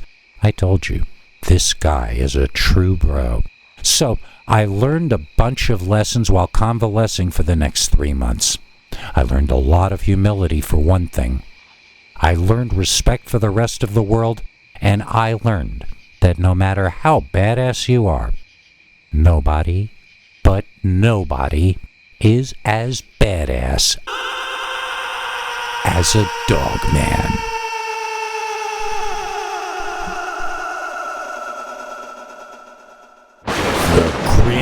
Dogman. As told to Peter Bernard. Read by PQ Ribber. I have a strange tale to tell you. Maybe the strangest tale of all. I hope you believe me.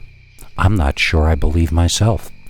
It's about me being haunted, or rather my property being haunted, by the oddest and most frightening dogman that I've ever heard of. I don't think this is a natural creature, and sometimes I wonder if it might even be some kind of holographic projection, or maybe an advanced robotic device. I simply cannot explain the things that have been happening, and so I'm turning to you and your audience for advice. When the story began, I was in my late 60s and retired, living in the house my late wife wanted us to grow old in together. She didn't make it, so I'd been trying to grow old for both of us. It's a lovely home and the grounds are beautiful. There is a large yard that costs a lot of money to hire the neighbor's kid to mow, and beyond that is the forest. I'm not going to tell you which forest, but if you walk about 1.5 miles into my forest, you'll find yourself crossing over into national parkland and a very famous forest.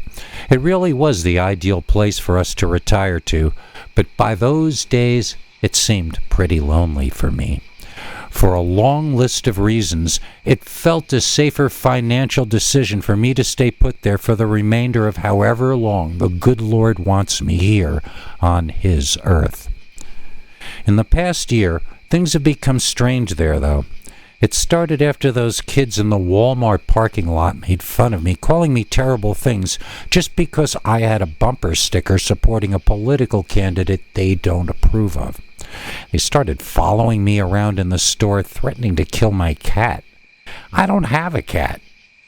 I alerted security, but the security guard also dislikes the politician I support, so he basically told the kids to do their worst against me. Our society has broken down into savagely feuding rival gangs. So when I saw the grinning monster leering at me from the woods, I just assumed it was those kids again. I thought about calling the local police, but I thought maybe they would dislike my political candidate and therefore feel I should be tormented and harassed like the security at the store felt. That I no longer had rights because I voted for a different party than they voted for. So I did nothing. The next day, I found him again, standing there in the forest, but in a new place now. He just stood there grinning. It was a ridiculous smile. It looked like a mask. It just stood perfectly still, smiling toward my house, partially hidden by the bushes. I thought about digging out my father's old hunting rifle from the attic, but shooting a dumb kid wasn't going to make the situation any better. So he watched me, and I watched back. And then one day, I saw the creature turn its head. This was the first movement I had seen from it. At least I knew it wasn't a scarecrow now, so I watched. And he turned his head to my right and kept turning his head to my right until it went completely in a circle, and he was staring directly toward me again, grinning, wide-eyed like a lunatic. That night, there were lights over the forest. I thought it was a helicopter or a few of them because the lights were very bright. I got out of bed to watch them, hoping that they were the authorities and that they had shown up to get that monster thing out of my forest. Instead, they shone their light in my face and lit up my room blindingly bright. I noticed the helicopters made no sound whatsoever. I don't remember them turning off or flying away. I just remember waking up in bed the next morning, wondering if I had dreamed the entire episode, but I knew I hadn't. I sort of became paranoid after that. I got my food delivered because I was having nightmares that the security guy at Walmart was stalking me. The doorbell rang that night, terrifying me. I wasn't expecting anyone, and when I went to the door, nobody was there. I went to my back window and looked into the forest. There it was. Even at night, it stood there, grinning at me, leering at me. some kind of monster in the forest. In the dark, its eyes glowed a sort of ambery color, and it really looked like a space alien or demon or robot or something.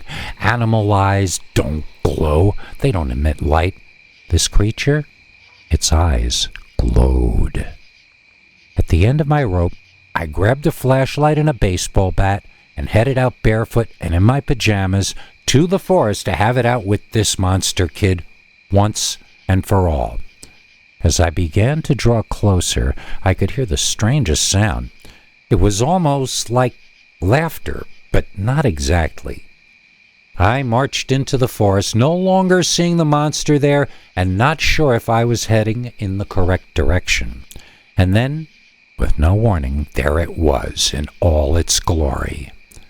The grinning demon stood before me, and it was most definitely not a kid in a monster mask. This thing was some kind of standing dog, but more muscular. Those were not human legs. In fact, no human could contort his legs to fit into a costume that looked like that.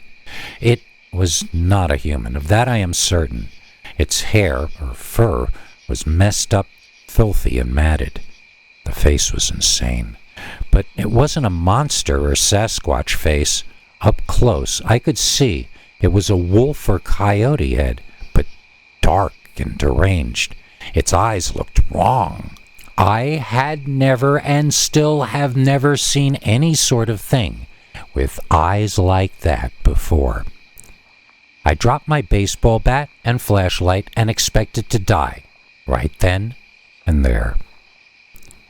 Nothing happened. So I bent down and picked up the flashlight only to find that the creature was gone. After that, a terrible string of animal disappearances occurred in the area, and I was glad I had no pets myself.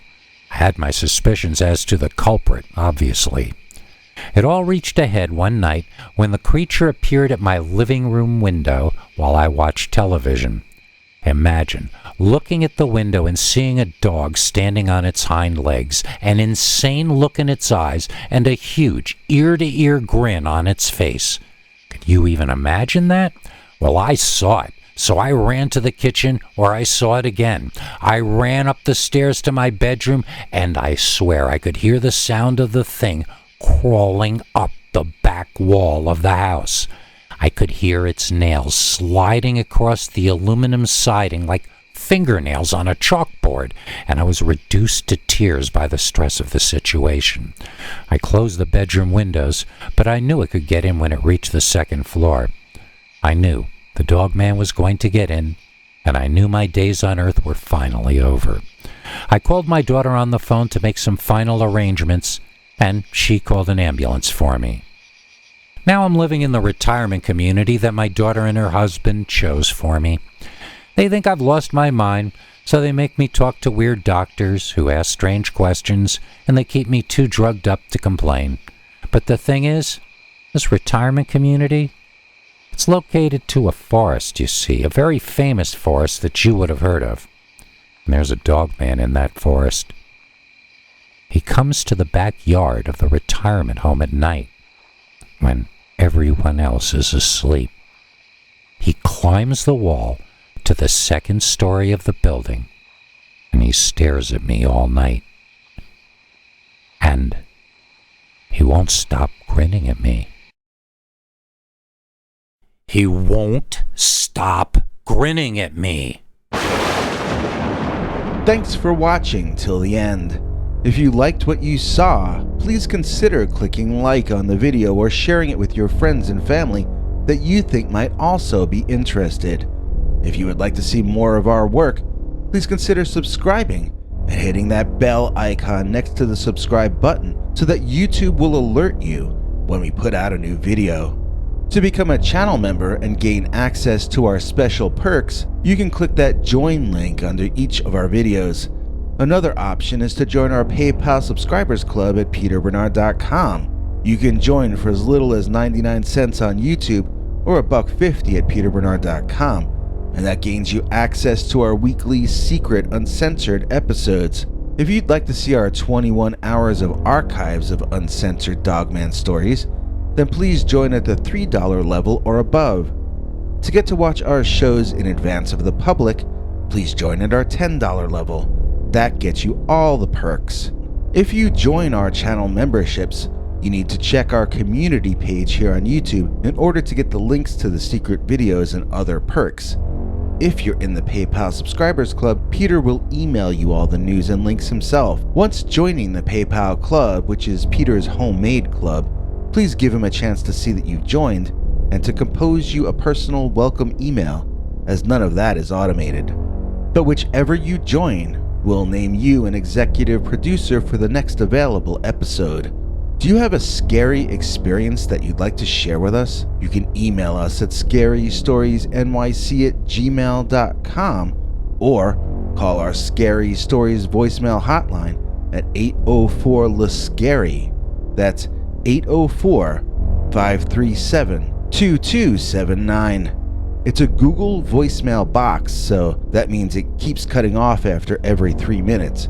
If your story is longer than that, please keep calling back and we can piece it together on our end. Good night, and have a scary tomorrow.